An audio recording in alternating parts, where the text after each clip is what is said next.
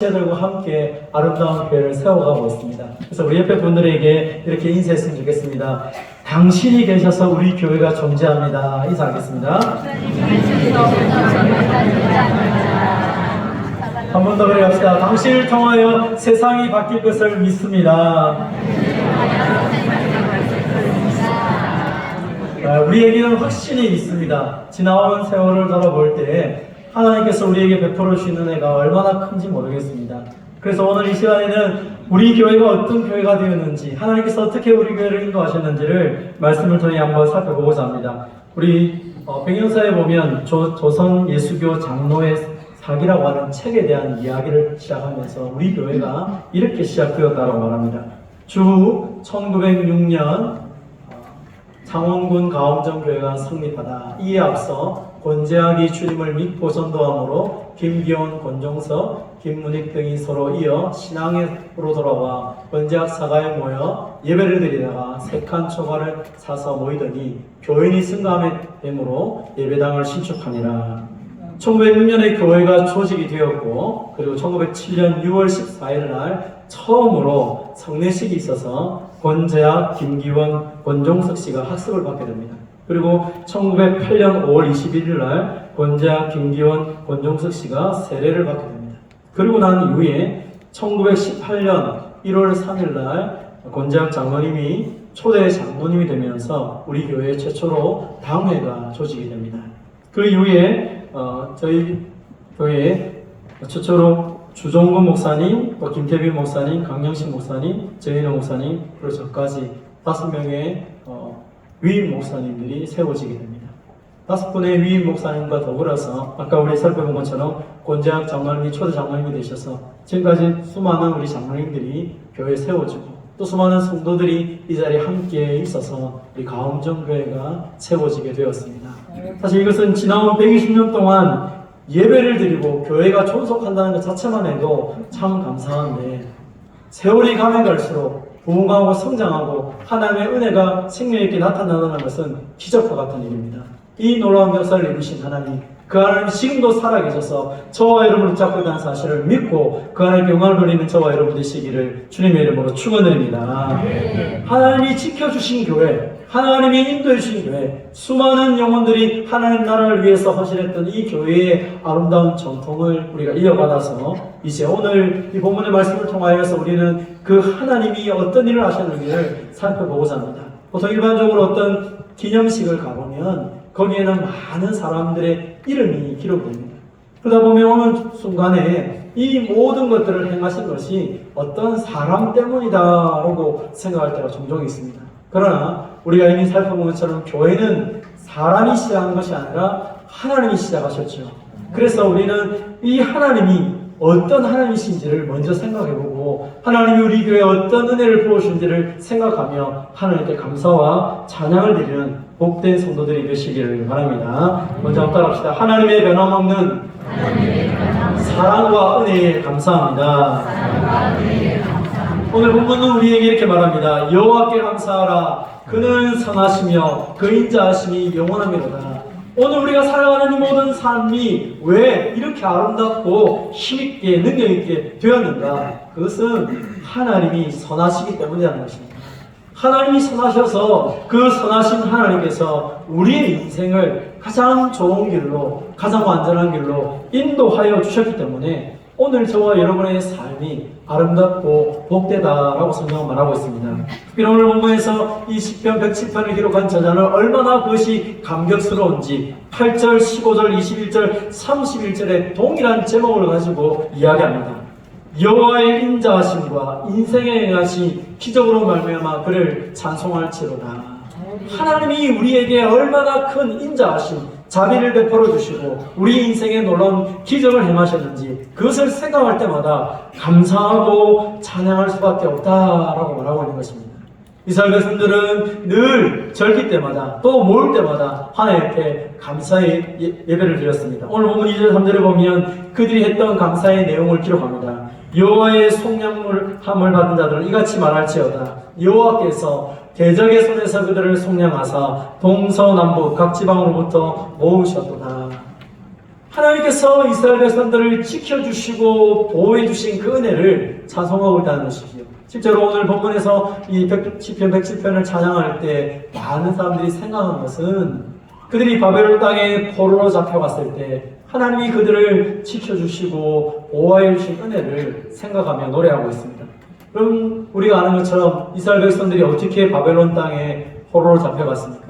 사실 그들은 절대로 성전은 망하지 않는다, 절대로 하나님이 우리를 버리지 않는다는 믿음을 갖고 있습니다. 그런데 그들이 성전 안에서도 우상을 섬기고 그들의 삶 가운데 형제와 자매들에게 강포함을 행하고 빼앗고 싸우고 세상 삶과 똑같아졌을 때 하나님은 그 예루살렘을 불태워버렸습니다. 성전이 불타고 성벽이 무너지고 그 예루살렘에 사람들이 아무도 없게 만들어버리시죠.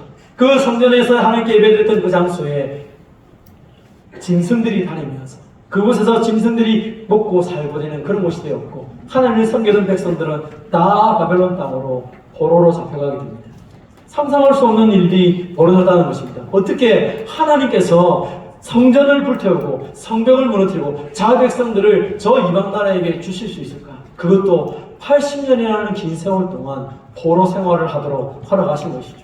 그들은 그곳에서 하나님을 제대로 섬길 수 없고 그들은 늘 노동하며 그들은 고통 속에서 살아가게 되었습니다. 그런데 하나님께서 때가 되었을 때에 말씀하신 것처럼 예레미야를 통해 주셨던 그 80년이 찼을 때에 하나님이 그들을 그곳에서 건져주시고 다시 그들을 예루살렘으로 돌아오게 만들었다는 것입니다. 이미 우리가 아는 것처럼 하나님께서는 고레스라는 왕을 통하여서 이스라엘 백성들을 회복시킬 뿐 아니라 그들을 회복시킬 때에 수많은 잃어버리는 것을 다 가지고 와서 하나님 앞에 예배할 수 있도록 은혜와 긍휼을 베풀어 주셨습니다. 그래서 오늘 보면 그들이 노래하는 것입니다.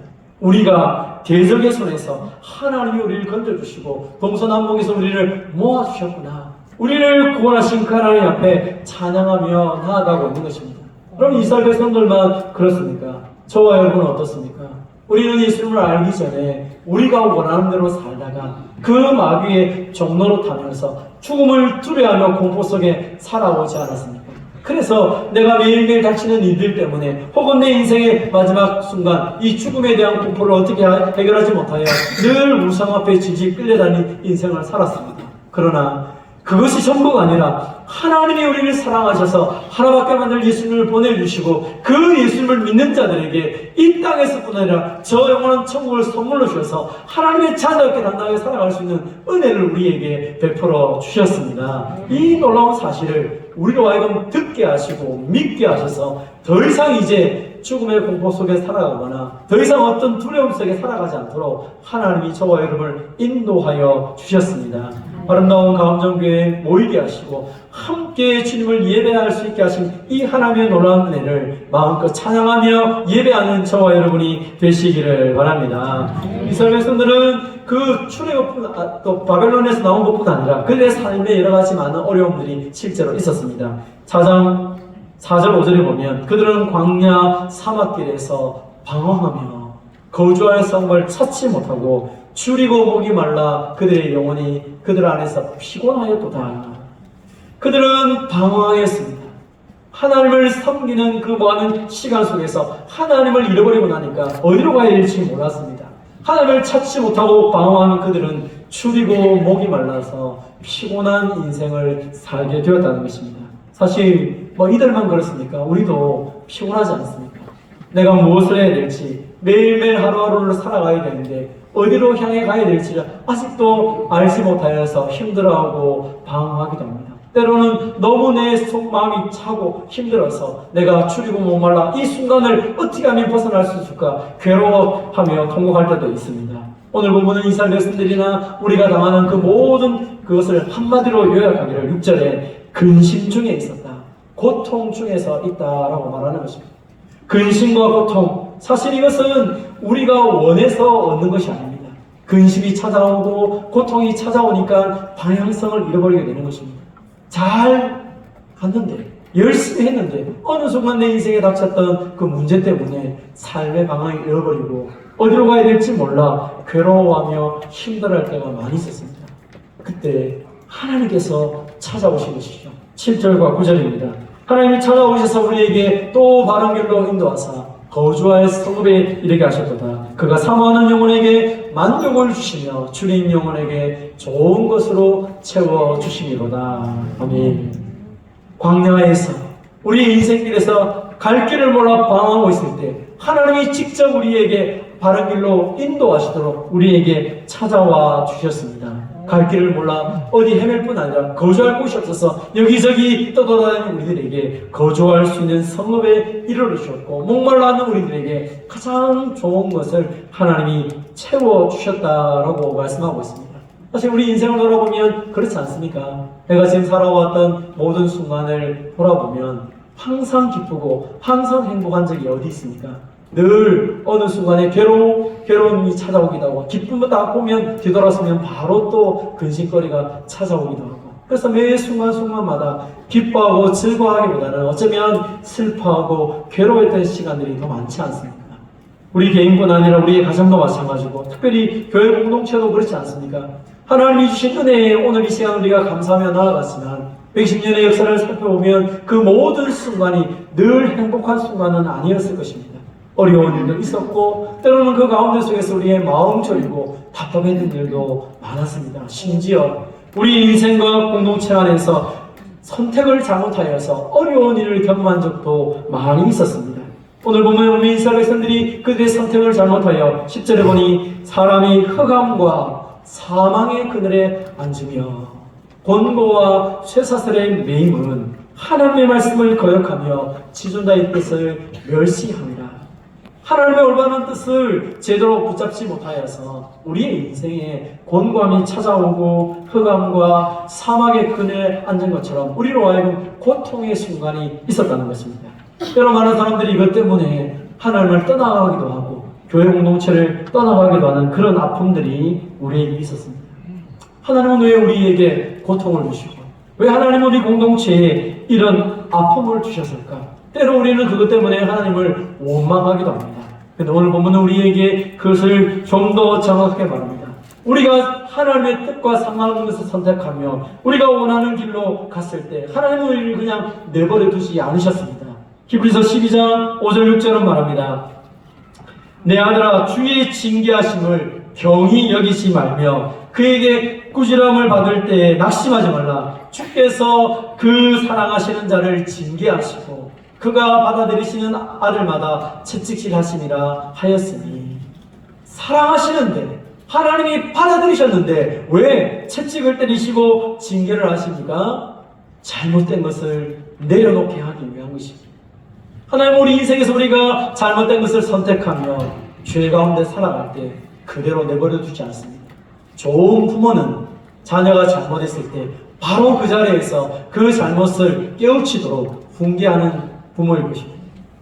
많은 부모들이 아이들을 제대로 훈계하지 않음을 통하여 아이들이 무엇이 잘못된지를 모르고 그러다 보니 나중되니까 큰 범죄를 하는 경우도 있습니다. 이스라엘 백성도 동일합니다.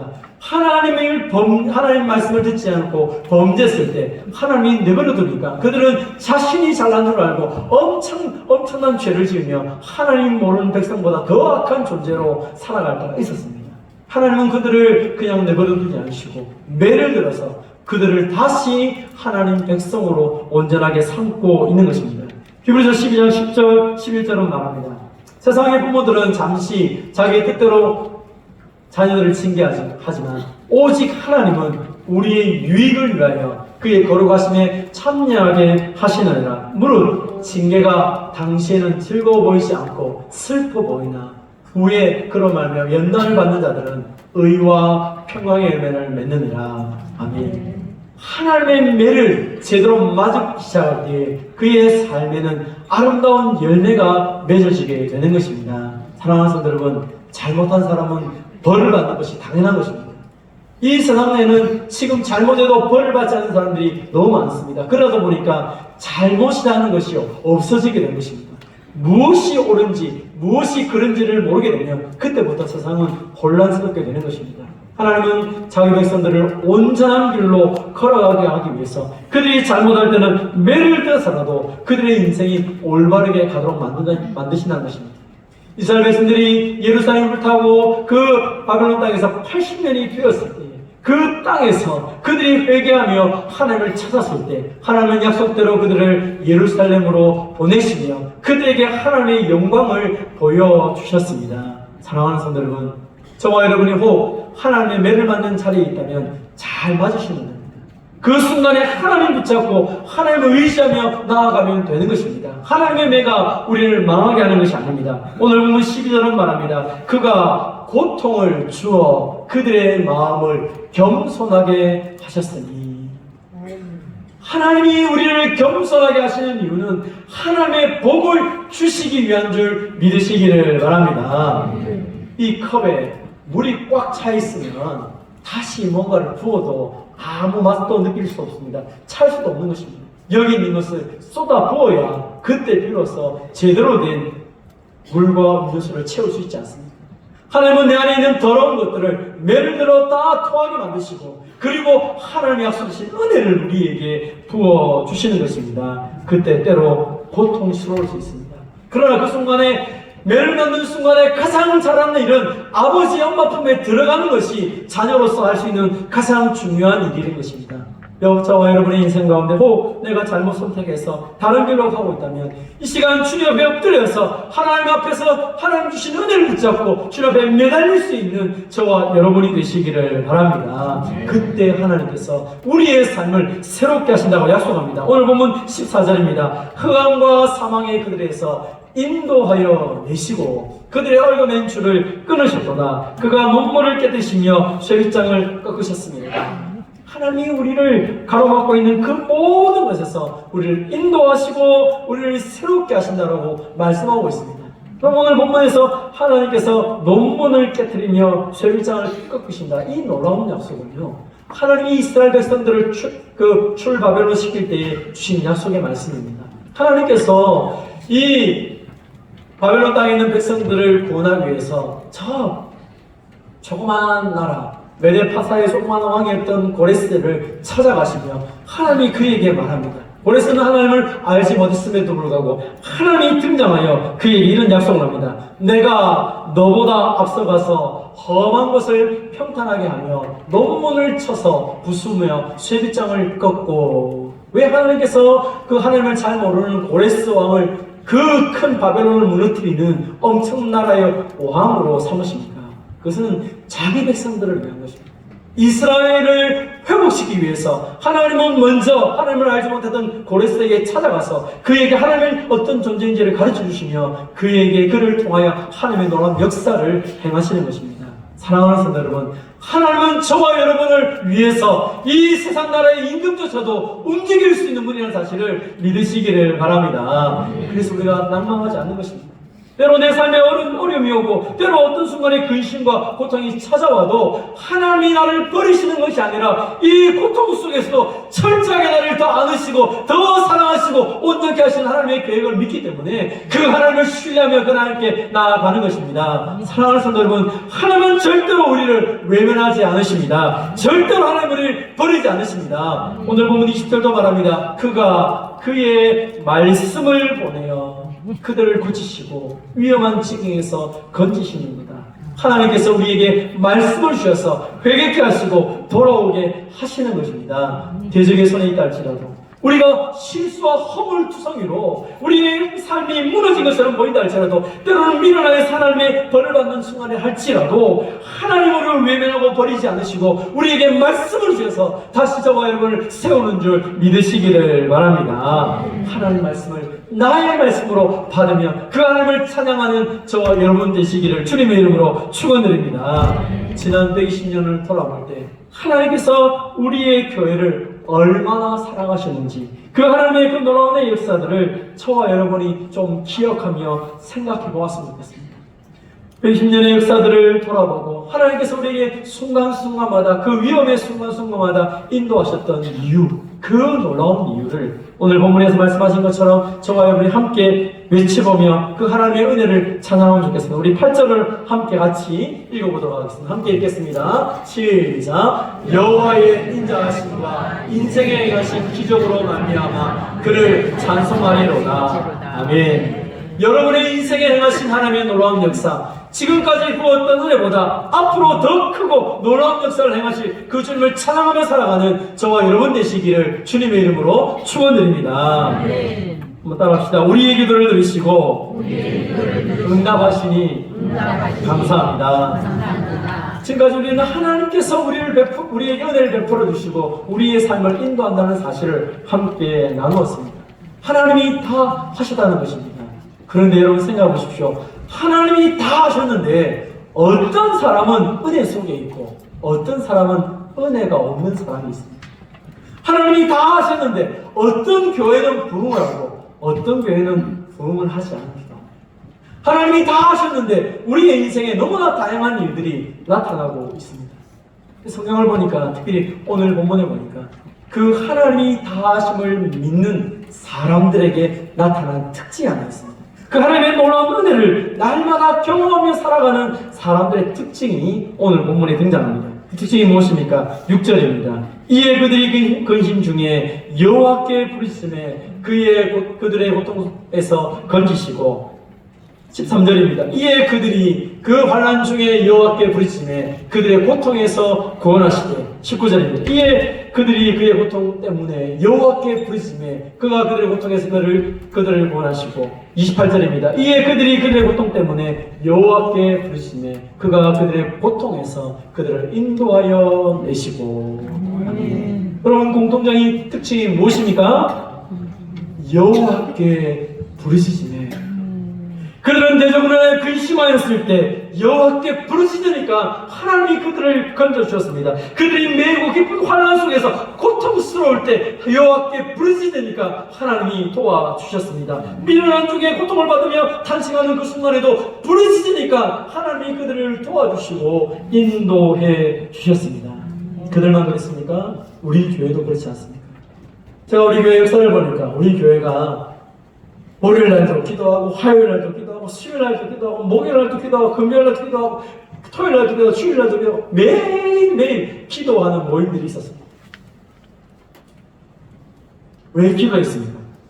하나님 도와주셔야 됩니다. 월요일에도 하나님 도와주셔야 됩니다. 화요일에도 도와주셔야 됩니다. 수요일에도 매일매일 기도의 모임이 있어가지고 그 어려운 순간마다 매일매일 성도들이 엎드려 울부짖고 기도했던 것들이 역사에 기록되어 있습니다.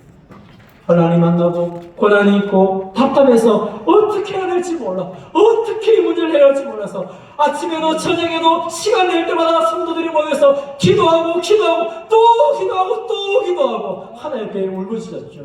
왜 그렇게 했습니까? 그럼 자녀의 특권이 무엇입니까? 아버지의 이름 부르는 거 아닌가? 아버지 우리 자녀도 우리 집에 자녀들도 뭐 돈 없으면 맨날 전화합니다. 아버지 돈이 없어요. 돈이 없어요. 아버지 부르면 어떻게 돼요? 아버지 챙겨줘야죠. 아버지입니다. 육신의 아버지도 아이들 거 챙겨줘요. 하늘에 계신 하나님 아버지께서 우리가 부르시자고 외칠 때에 외면하시겠습니까? 절대로 외면하지 않습니다. 하늘에 계신 아버지께서 구하는 자에게 좋은 것 주시는 것 믿으시기를 바랍니다. 우리에게는 특권, 아버지의 이름을 부르는 거, 아버지의 이름 부르는 거. 이 특권을 사용하지 않으면서 하나님 나 안 도와주세요. 하나님 힘 없어요. 부르시지 않으니까 하나님께 구하지 않으니까 아버지를 부르지 않는데 아버지가 어떻게 도와줍니까? 그래서 예수님께서 요한복음 16장 24절에 말합니다. 지금까지 너희가 내 이름으로 아무것도 구하지 아니하였으나 구하라 그리하면 받으리니 너희 기쁨이 충만하리라. 오늘 내 마음에 기쁨이 없습니까? 기쁨이 없으면 뭐 해야 됩니까? 구하라. 구하면 기쁨이 주신다 그랬잖아요. 구하라. 주님의 이름을 부르며 구할 때에 주께서 우리에게 우리가 기도하는 것보다 생각하는 것보다 더 크게 역사할 줄 믿으시기를 바랍니다.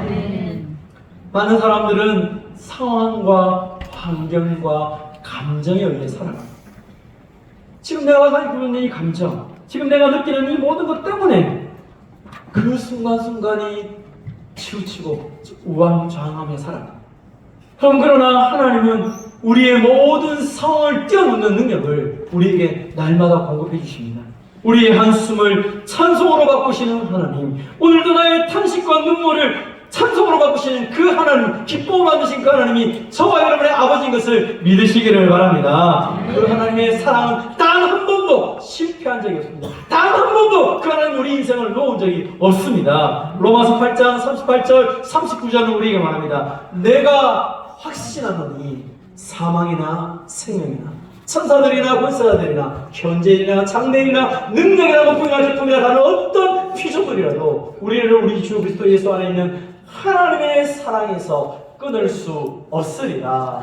아멘. 여러분의 인생을 향한 그 어떤 것들이 와도 무너지지 않는 것을 확신하시기를 바랍니다. 기도하지 않으면 이것을 누릴 수가 없습니다. 우리가 얼마나 연약한지 여러분 아시지 않습니까?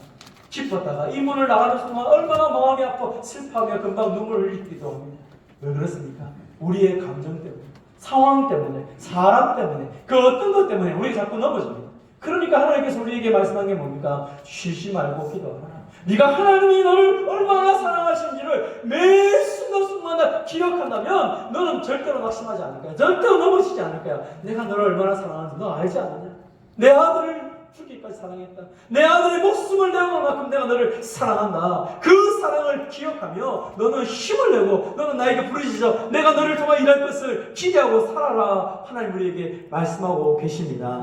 사랑하는 성도 여러분, 여러분을 통하여 일하시는 그 하나님의 능력을 확신하시기를 바랍니다. 오늘 보면 35절 36절은 말합니다. 또 광야가 변하여 못이 되게 하시며 마른 땅이 변하여 샘물이 되게 하시고 주린 자로 말미암아 거기 살게 하사 그들이 거주할 성읍을 준비하게 하시고 주님께서 우리의 기도를 들으시고 그 마른 땅에 연못이 되는 그 아름다운 그 메마라의 사막 같은 곳에 하나님께서 길을 내시고 그곳에 시내를 흘리가신 역사를 하시는 줄 믿으시기를 바랍니다. 그래서 그 하나님 때문에 내가 살아가는 것입니다. 정말 그 하나님이 지금도 살아계시다면 오늘 우리는 무엇 해야 됩니까? 오늘 본문은 우리에게 말합니다. 빌립보서 4장 6절 7절 우리 같이 한번 읽어보도록 하겠습니다. 함께 읽겠습니다. 시작. 아무것도 염려하지 말고 다만 모든 일에 기도와 간구로 너희 구할 것을 감사함으로 하나님께 아뢰라. 그리하면 모든 지극에 귀한 하나님의 평강이 그리스도 예수 안에서 너희 마음과 생각을 지키시리라. 아멘. 여기까지 인도하신 하나님께서 앞으로도 우리의 모든 인생을 책임질 것을 믿으시기를 바랍니다. 저는 어제 한 목사님을 만났는데 그 목사님을 통하여서 이야기를 하면서 참 마음이 아팠습니다. 이 목사님이 교회를 사역을 하다가 좀 몸이 안 좋아서 한 6개월에서 거의 한 1년 정도 쉬었던 것 같습니다. 그래서 다시 교회에 복귀를 하게 되었습니다. 이 목사님이 그 서울에 있는 좀 중간쯤 되는 한 5, 600명 넘는 그런 교회 목사님이신데 다시 그 교회에 갔는데 1년 만에 갔는데 자기가 맡고 있던 그 초등부 부서가 절반으로 줄었다는 거지. 깜짝 놀라서 이게 도대체 무슨 일인가. 아니 우리 교회 아이들이 왜 이렇게 없어졌냐. 선생님들하고 이야기를 함께 나누는 선생님들이 그 모든 상황을 보면서 그럴 수밖에 없었어요. 이제 아이들이 교회를 안 합니다.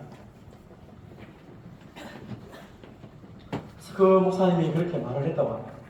주일학교가 위기라고 말하는데 위기가 아니라 이제는 생존의 시대가 되었다. 선생님들이 우리가 목숨을 걸지 않으면 우리 아이들이 이제 교회 오지 않는다. 교회가 목숨을 걸지 않으면 다음 세대가 없어지는 그런 시간이 올 수밖에 없다고 탄식하며 아픈 마음으로 얘기하면서 들었습니다. 우리 교회는 하나님의 은혜로 성도들이 날마다 많이 오고 수적으로도 부흥하고 영적으로도 부흥하고 특별히 교육기관에도 얼마나 많이 부흥을 하는지 몇 주 전에 우리 중등부에서 새로운 친구들 5명, 7명 자꾸 늘어나는 얘기 들었습니다. 계속해서 좋아지는 형편에 있다 보니까 우리는 이 지금 세상이 돌아가는 것을 모를 수도 있습니다. 최근에 교회들하고 얘기를 해보면 개교회에서 여름 성경학교 수련회를 할 수가 없습니다. 그래서 이제는 노예별로 주일학교, 여름 성경학교를 같이 하고 이제 청소년 수련회를 같이 한다는 거죠. 이제 노예도 안 되는 데는 권역별로 모여서 그것을 하려고 하고 있습니다. 그만큼 아이들이 모이지 않는다는 거죠. 너무 우리가 은혜를 많이 받아서 하나님 우리에게 주신 은혜가 너무 많아서 우리는 지금 모든 교회가 우리처럼 되지 않을까요? 아니요. 교회 문을 나가서 주위에 조금만 다른 교회 이야기를 들어보면 얼마나 교회가 어려운지 얼마나 많은 사람들이 하나님의 살아계심을 믿지 아니하고 그냥 세상으로 나아가고 있는지 모르겠습니다. 사랑하는 성도 여러분, 하나님 우리에게 은혜를 주시고 이 120년 동안 우리에게 놀라운 기쁨의 역사들을 허락하셨는데, 야, 뭐 다른 데는 모르겠고 우리에게 은혜 받았으니까 우리끼리 잘 먹고 잘 살면 안 됩니까? 그렇다면 우리는 도둑놈 심보를 가진 사람들이에요. 우리는 아주 나쁜 사람들이죠. 하나님께서 우리 교회에 복을 주신 가장 큰 이유가 무엇입니까? 하나님께서 우리를 통하여 무엇을 하기 위해서 하나님께서 우리에게 은혜를 주셨습니까? 점점 더 많은 교회들이 힘을 잃어가고 있고, 점점 더 많은 사람들이 하나님을 떠나가고 있는데, 이 시대 가운데 속에서 정말 하나님이 살아계심을 믿고 그 하나님의 능력 속에 붙잡혀 쓰임받고 싶은 사람들, 그들을 통하여 하나님의 역사들을 지금도 보여주기를 하나님 원하고 계십니다. 시편 126편 5절 6절은 말합니다. 눈물을 흘리며 씨를 뿌리는 자는 기쁨을 거두리로다.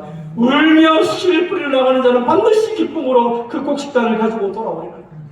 우리 교회도 처음 한 분, 세 분, 그 작은 분으로 시작했는데 하나님이 110당 은혜를 베풀어 주셔서 이렇게 좋은 교회가 되었습니다. 그래서 우리만 잘 먹고 잘 사는 것이 아니라 이 시대 가운데 속에서 정말 하나님을 알아가야 될 사람들, 그리고 연약한 교회들에게 하나님 신중한 은혜들을 함께 부어주며 힘을 내라 하나님이 살아계시다는 것을 우리를 통하여 보여주기를 원하시는 하나님의 마음인 줄 믿습니다. 날이 가면 갈수록 좋다면 날이 갈수록 우리가 마음을 함께 나눌 수 있는 복의 통로로 쓰임받는 저와 여러분이 되시기를 바랍니다. 저는 너무너무 감사합니다. 우리 교회 많은 성도들이 얼마나 많이 헌신하시고 우리 장로님들이 얼마나 많이 섬기시는지 모릅니다. 또 우리 친구들이 얼마나 잘 자란지 모릅니다.